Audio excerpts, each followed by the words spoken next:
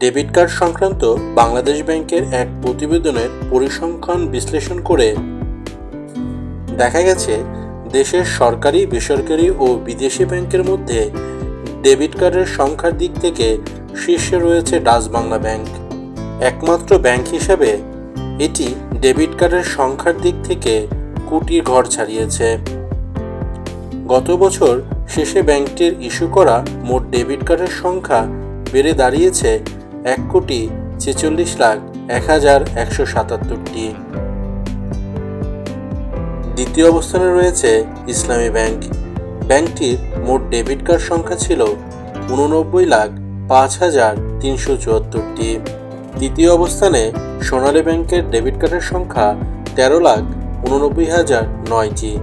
চতুর্থ অবস্থানে ব্র্যাক ব্যাংক 13,48,054টি।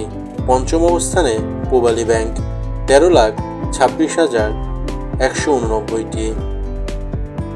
এছাড়া বাংলাদেশ ব্যাংকের তথ্য অনুযায়ী গত বছর শেষে সরকারি, বেসরকারি ও বিদেশি 61 ব্যাংকের ইস্যু করা মোট ডেবিট কার্ডের সংখ্যা ছিল 4,89,810টি।